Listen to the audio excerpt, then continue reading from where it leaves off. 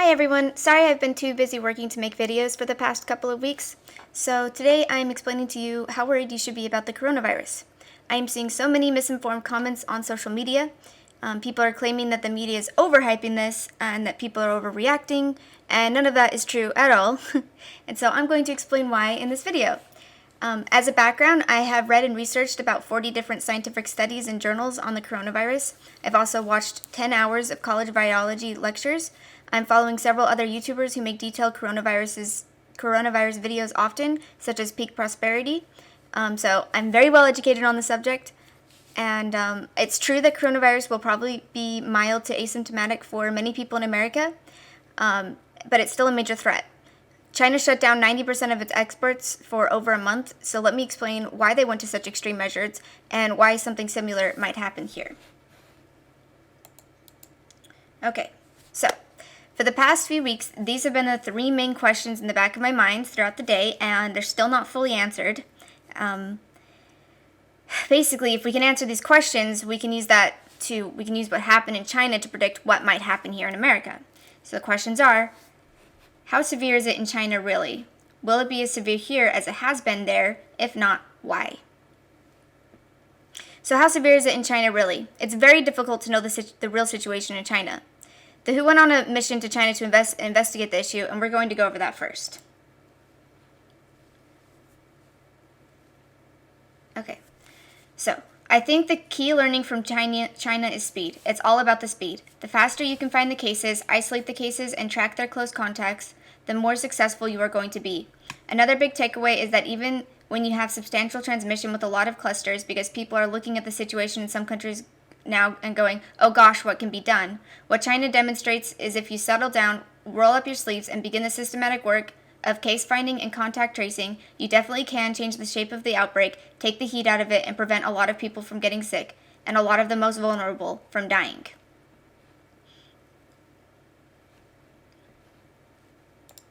Okay. And next. So, the lockdowns people are referring to, the human rights concerns, usually reflect the situation in places like Wuhan, the city in Hubei province where the virus was first detected. Was concentrated in Wuhan and 2 or 3 other cities that also exploded with COVID-19 cases. There are places that go out of control in the beginning of the outbreak, and China made the decision to protect China and the rest of the world. Okay, so what they're talking about is that they initially locked down Wuhan. Only one person from each apartment could leave once every 2 days to buy food. People who were suspected of being infected were welded into their apartments. There were reports of people starving in their apartments or being locked in with dead bodies for days. There are videos of people trying to climb down the sides of buildings and falling to their deaths. Or if they were suspected, they were taken to massive makeshift hospitals. So the measures were very draconian, but it sounds like they actually might have been effective. So can we expect to see this happening in America? Probably not to the extreme degree it was done in China, but it could happen in certain areas. For example, there might be hundreds, even thousands of cases in Washington right now. So, this whole thing happened. This is on Twitter. The team at Seattle Flu Study have sequenced the genome of COVID-19 community case reported yesterday in the Snohomish County, Washington, and have pointed the sequence publicly to jsaid.org. There are some enormous implications here. The case is on an evolutionary tree that descends directly from the first reported case in the USA sampled January 19th, also from Snohomish County, viewable here. This strongly suggests that there has been a cryptic transmission in Washington state for the past 6 weeks. So basically they're saying that they took the first case that they found in Washington and they compared its genome to the most recent community case they found. And they said the new community case evolved from that original case, and the amount it evolved would have taken at least 6 weeks. So they're saying that this community case has been evolving in Washington for the past 6 weeks and passing around. So, an update. Because I see people overly speculating on total outbreak says, our best current expectation is a few hundred current infections. Expect more analysis tomorrow. Okay. So, this is probably where we'll see school closures. They might have everyone even voluntarily remain home where possible. This is why the Department of Health and the CDC have recommended you stock up on a 14-day supply of food and water. The water park is kind of spooky because they really think it might get bad enough that water shut down or contaminated. So this is what the CDC what the government recommends. This is what the government recommends during a pandemic. So once a global pandemic is announced, this is what the government says you need to do. Okay? So everybody's like, oh my gosh, it's so annoying. I can't go to the store and get toilet paper because people are overreacting. No, they're following government guidelines. This is what you're supposed to be doing. So there was a picture of this one guy with like 6 carts of water, which was ridiculous and horrible and just downright like evil to go and buy all the water in Costco. That's not okay. But you should be getting your 2-week supply. Okay.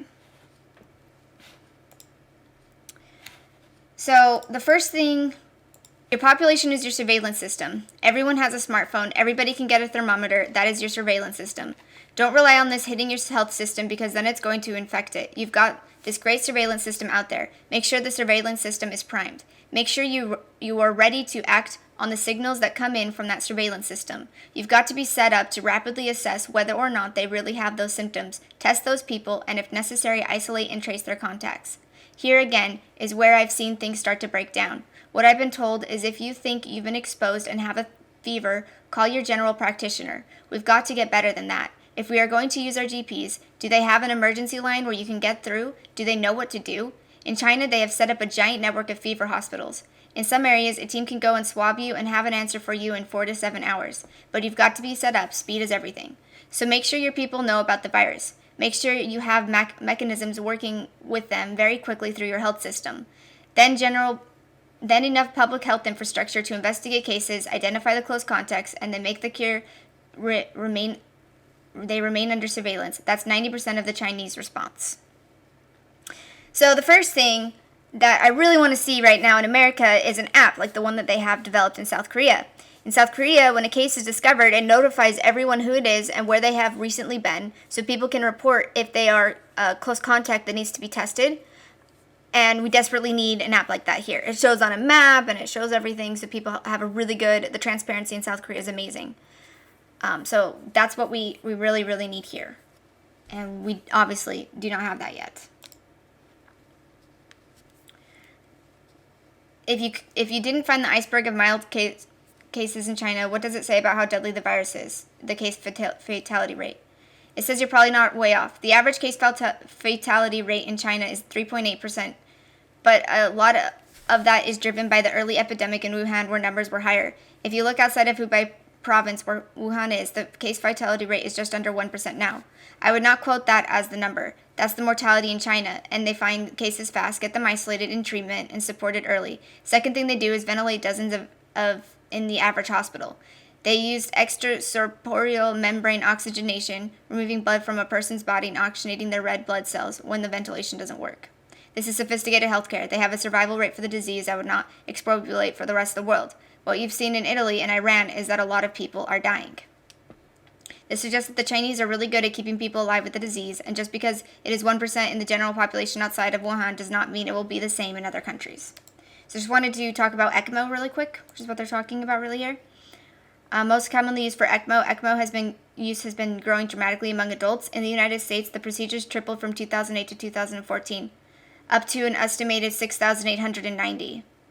So that means in the past 6 years, they've only used this 6,890 times. So yes, ECMO sounds like a great way to save people's lives, but it's obviously not something that's very available in the United States. Probably isn't very available in China either. They were just that's probably like their top military and their top government officials could go on ECMO. But I highly doubt that the average villager was getting ECMO treatment. But yeah, so that's a thing that exists that could save your life, but probably won't because it won't be available. So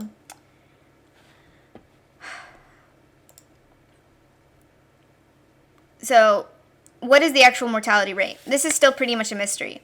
Of all the officially closed cases internationally, the mortality rate was actually 6%. China claims it was only 3.8%, but there's evidence it could have been as high as 14% in Wuhan, where they ran out of doctors, equipment, and medicine. We actually still don't know what is going on in Wuhan. Almost a week ago, a story circulated that China had ordered 1 million mobile crematorium machines and had installed them onto every one of each of their makeshift hospitals. There were stories of patients being cremated alive, like this one. An aunt in Wuhan recovered after being admitted to Wuhan with pneumonia. She witnessed several cases in which unbreathed, living people were directly put into corpses and sent to cremation. Now, clearly, this was this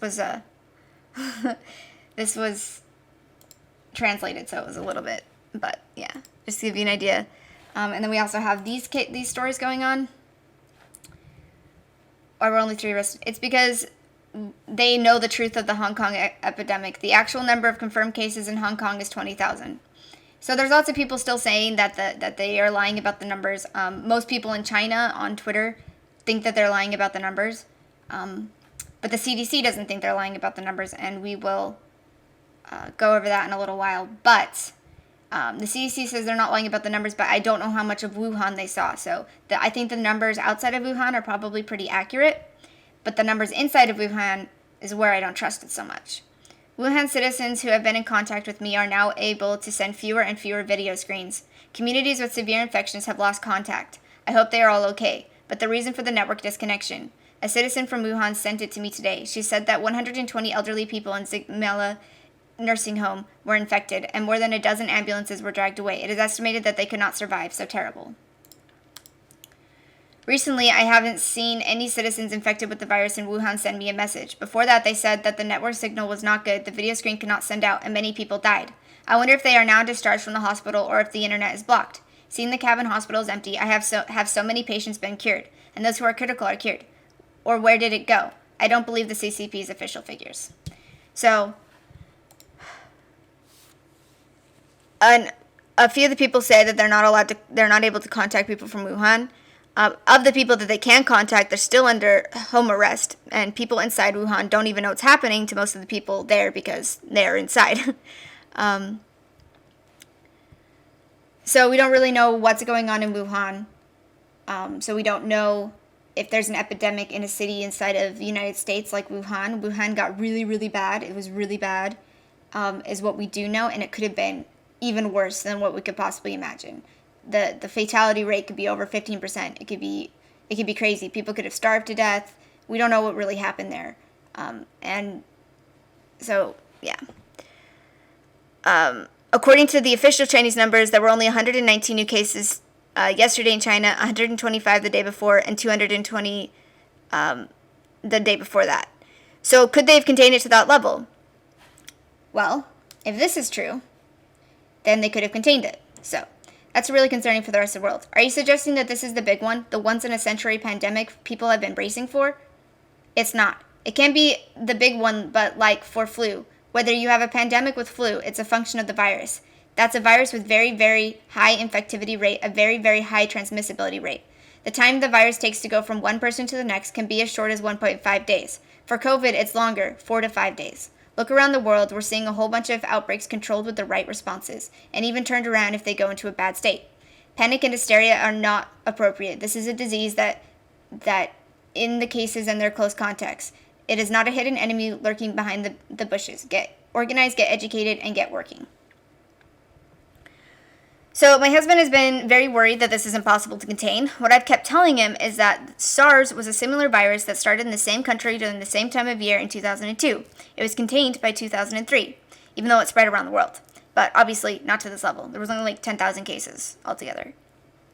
So that's what's given me hope that this is possible to contain as well. To contain SARS, many countries closed schools and did do targeted quarantines. China only quarantined 29,000 people, but they were still able to halt the virus. Can we trust China's data? The big question is, are they hiding things? No, they are not. We looked at many different things to try and corroborate the cases are dropping.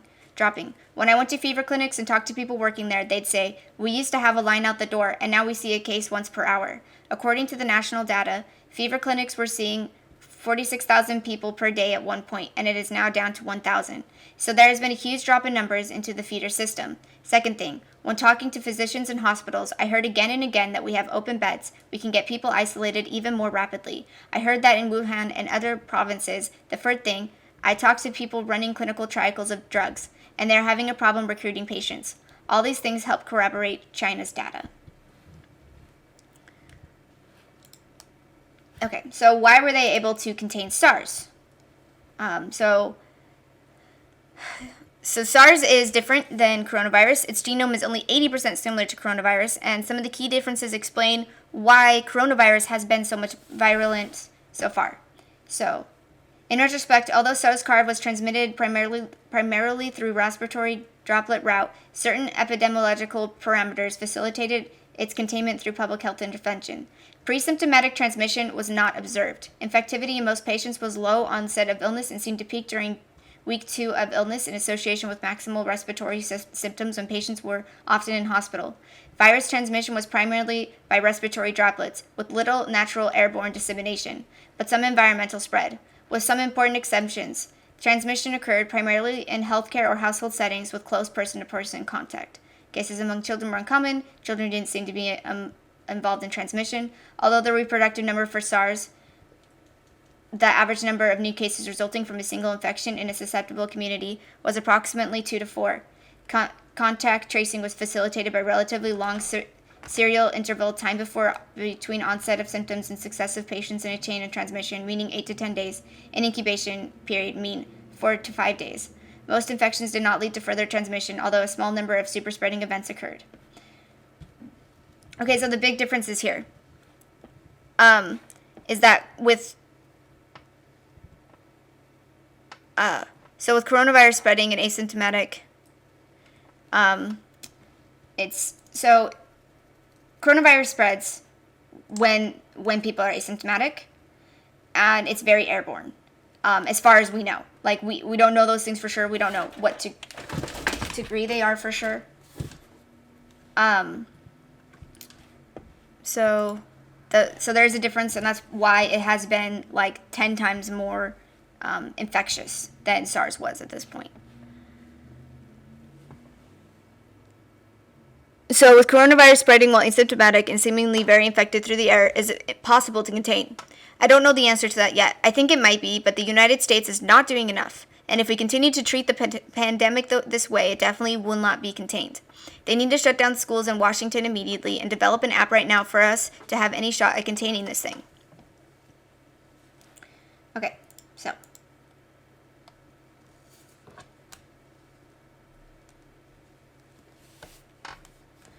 What were the biggest vulnerabilities in China, and what are you most worried about for countries as they face more cases? You have to have enough beds. This is what people don't get about it. Even though only 3%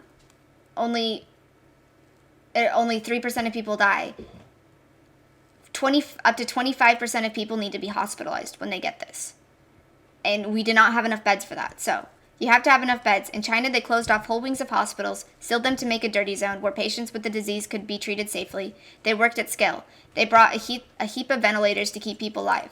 They made sure they had a lot of high-flow oxygen, CT scanning capacity, lab capacity, so bed ventilators, oxygen, CTs, and labs. And they had problems with all the supplies at different points. The Chinese will say that there are shortcomings in our response, and how fast we found this, how fast we responded, and there will be a major reform to address that.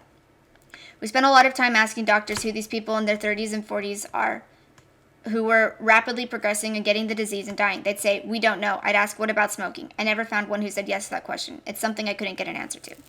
Okay, so just to go over that really quick. I'm not going to really explain it. So it appears that the virus may be less transmissive, intense, and deadly in the West than it has been in the East. We don't know this for certain, but it seems to be very possible. I don't have the official numbers on this, but from all the individual reports I've heard from the Secretary of Health, most people testing positive in America are completely asymptomatic. If that is less severe in America, why? Well, first I theorized that it was because East Asians and other genomes express more ACE2 receptor cells, which is what the virus infects. These are also expressed much less in the lungs of kids, so that is additional evidence that the ACE2 receptor counts make a big difference in severity and infectivity of the illness.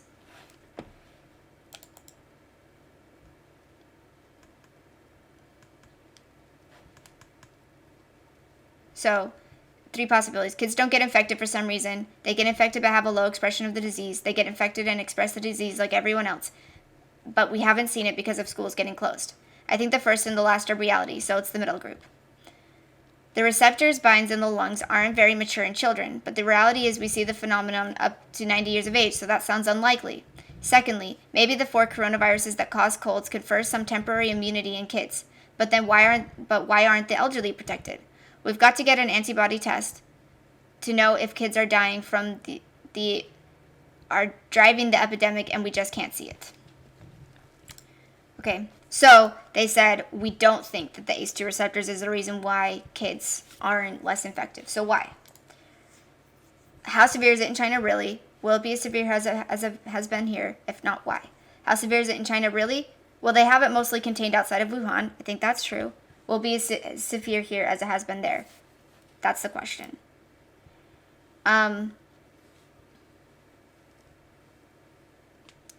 So, although ACE2 is reported to be expressed in lung, liver, stomach, ileum, kidney, and colon, its expression levels are rather low, especially in the lung. Okay, so yeah, this is right.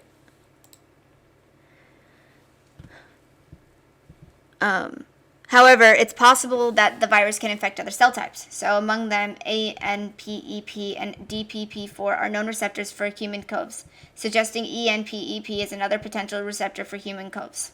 So basically, they're just saying that it's possible that coronavirus can infect other cells than ACE2 receptors. So that's one thing against that theory. But the newest theory is antibody-dependent enhancement, or ADE. So, I don't know why that was there.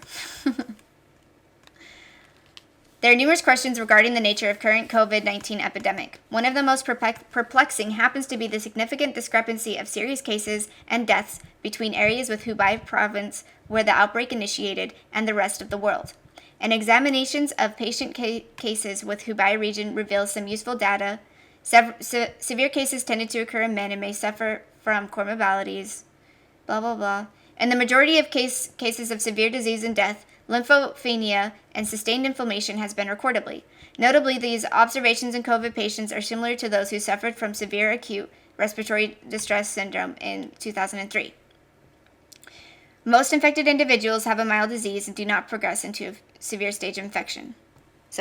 Yet examining the situation outside of Hubei province provides a very different perspective. We're just going to read the whole thing. Based on this information, similarity of symptoms of SARS appears to constitute a major threat to human health, justifying the World Health Organization's declaration of public health emergency. Basically, SARS had a mortality rate of like 10% or 15%. So they're like, why is this 2% thing, just as dangerous? It was that high in Wuhan, but it's not. And most infected individuals outside of Wuhan have a mild disease and do not progress into severe stages of infection. Moreover, patients appear to be able to recover with little to no medical intervention. Based on this evidence, the virus would not be considered a major threat to public health. Instead, it appears to be no more concerning than the influenza virus in the West. Although prior SARS-CoV exposure or infection may play a role in ADE, it's most likely not the predominant priming virus. Wait, did that not explain it?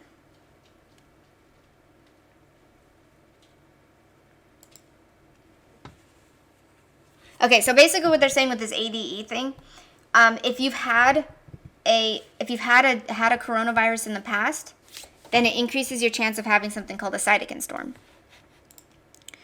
So basically, previous exposure to coronavirus increases your chances of having a cytokine storm response. In fact, they said many of the deaths in Wuhan were from lymphatic responses and inflammation, not pneumonia. I have that right here. Yeah, right here. Developed acute respiratory distress syndrome. Among them, 11% of patients worsened in a short period of time and died of multiple organ failure. Okay? So it was fairly common. And those were young people. So basically what they're saying is previous exposure of coronaviruses increases your chances of having a cytokine storm response. I have 4 compilation videos documenting cytokine storms on my channel. So there's tons of videos on Twitter of young people who have fallen dead on the streets of China or just collapsing and dying. And you should watch these videos if you don't believe how draconian and serious things got in Wuhan. So you need to watch those if you don't believe that. So we theorize that these deaths of people that were just falling over and dying were caused by cytokine storms, which is when your immune system overreacts to the discovery of the virus in your system. Too many cytokines sent by your T cells to fight the infection are sent, and this massive inflammation can cause your heart to stop and some other organs to fail. But the heart stopping is the main cause of death. So basically, there may have been past introductions and circulations of mild strains of similar coronaviruses that were asymptomatic or mistaken for regular common cold virus. A few potential candidates have been isolated in Hubei province and may serve as the basis for retrospective serological testing to confirm prior infection and resulting risk for AIDS has occurred. We are just beginning to understand the dynamics of COVID in humans and the impact of the virus on the individual. Further studies need to focus on how the virus interacts with the host, leading to wide variances in observed symptoms and the apparent geographical-based discrepancy of severity between Hubei province and the rest of the world. Should AIDS be proven to be a mechanism of pathogenesis, both treatment regimens and vaccine development will need to take this phenomenon into consideration to ensure it is mitigated and, in the case of the vaccine, avoided altogether.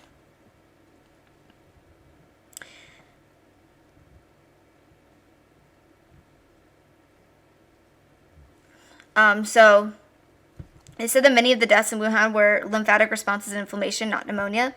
Also, the most successful SARS vaccines that they developed worked, but caused cytokine storms and death in most test subjects. This is why they gave up. And this is very strong evidence that the AIDS theory is true. Because if a vaccine makes you have a cytokine storm, then pre-exposure to other coronaviruses would also mean that it would cause a cytokine storm. So there's a lot of evidence that this is the case. So that means the virus might not be that bad this time around, might just be super mild and asymptomatic. But then another one happens in a couple of years or next year or whatever. And that time we get this AIDS reaction where lots of people infected with coronavirus the second time have cytokine storms, and deaths could drastically spike, especially for young people and healthy people.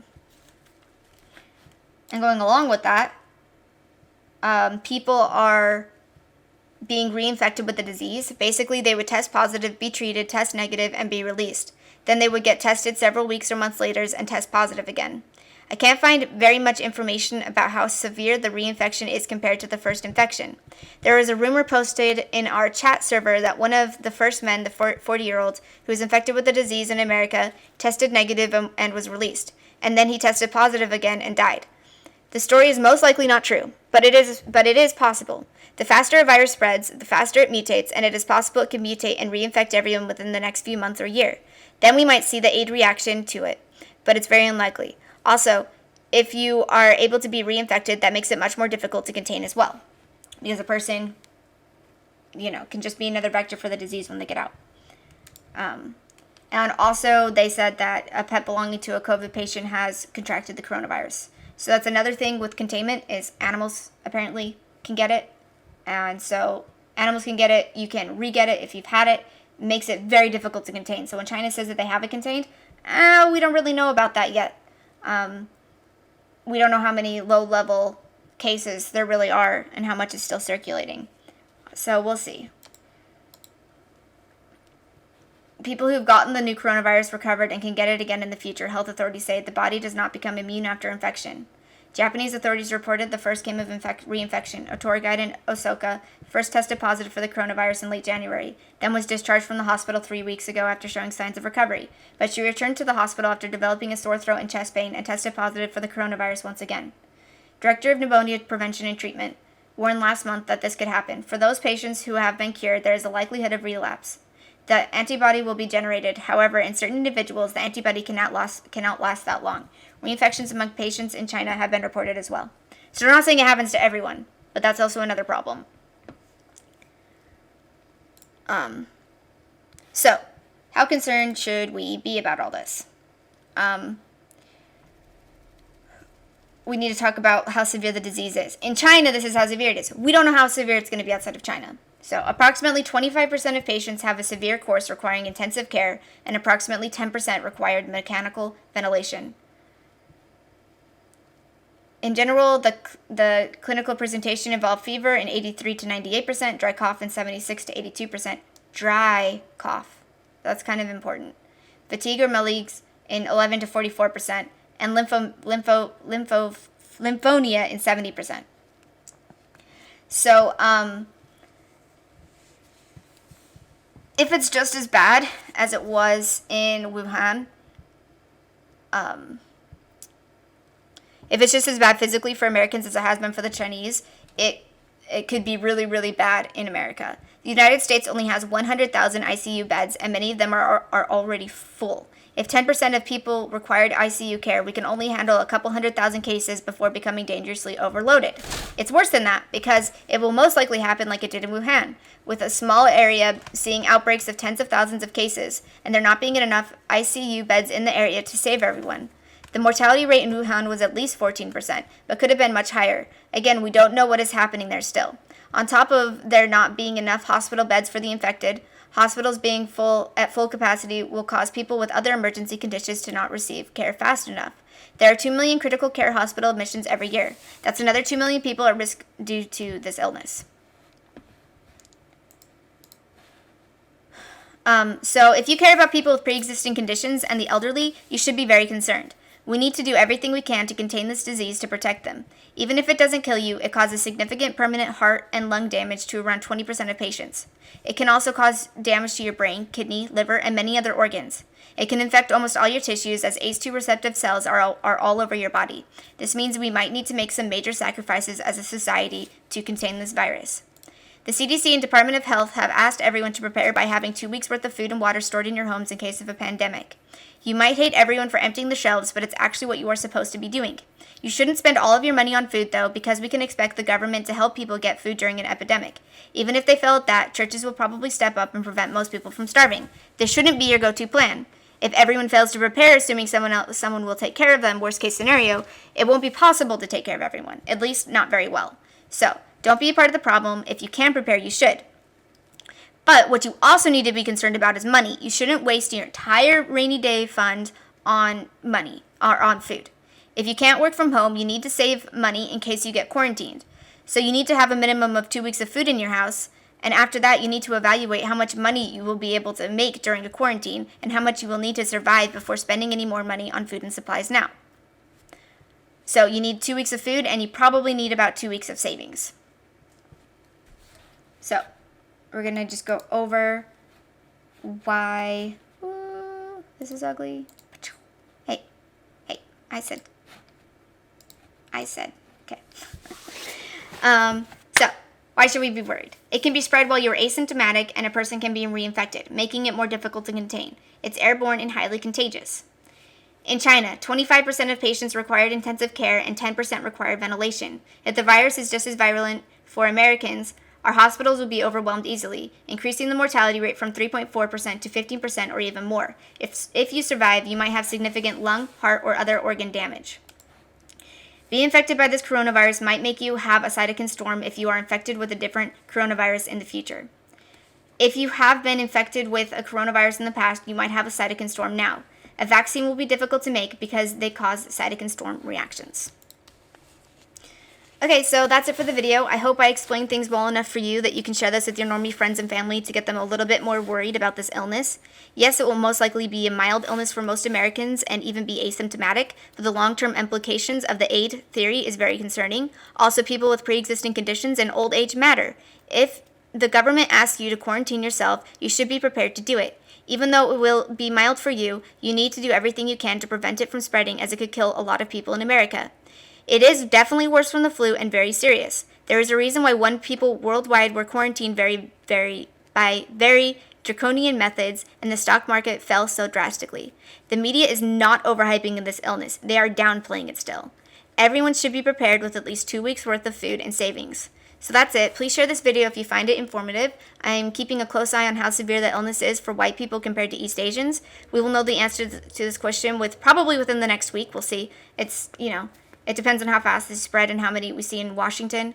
All we can see are the actual cases at this point to know.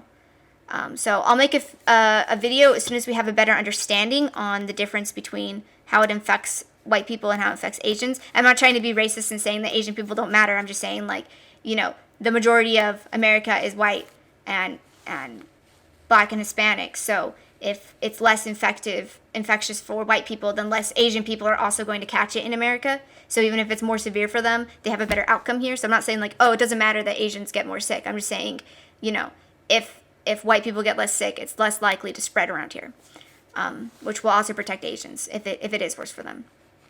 So if you want an update on that as soon as we know more, please subscribe and turn on notifications. I don't make videos very often, so it's not like I'm going to be blowing up your notifications all the time. So thank you for watching, and I will talk to you later. Bye. I needed to re-upload the video because the first time I uploaded it, it was cropped wrong. And I also wanted to interject these comments here at the end. So I just watched Peak Prosperity's videos. He is very suspicious of the WHO and China lying about their numbers, and I disagree with him. All my supplies are made in America except one. The factory reopened a couple of days ago, and they said that my order will be ready in April. So they are slow to start up because not everyone is out of the quarantine zones, but they are reopening most of their factories. And the virus does seem to be in control in most of China. They are probably lying about Wuhan, though.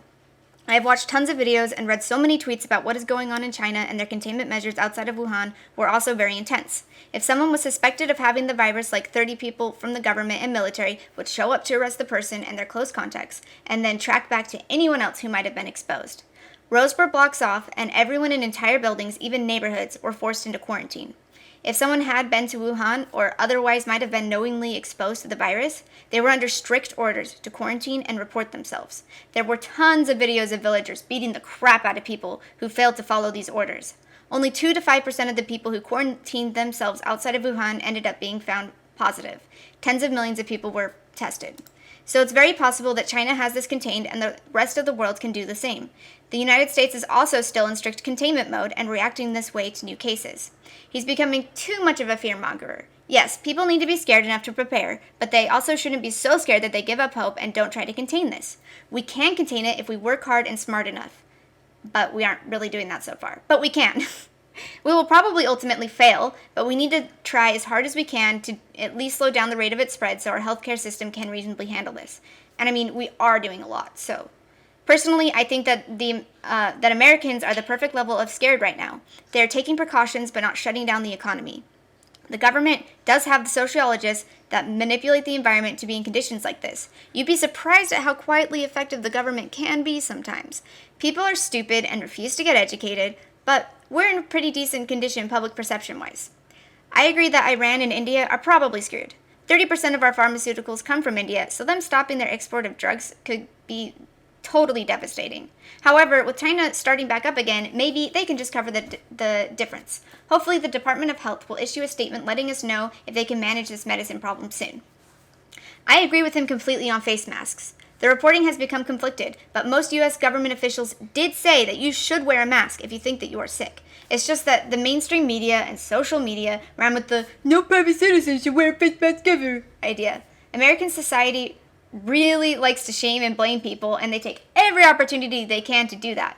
It does so much damage to society, and it's super annoying. So, in China, they made it illegal to leave your residence without a face mask on, and that was a really key component in their containment. It's just another major mistake the U.S. is making that increases the chances that we will not be able to contain this the way that they have. And that's it. Goodbye.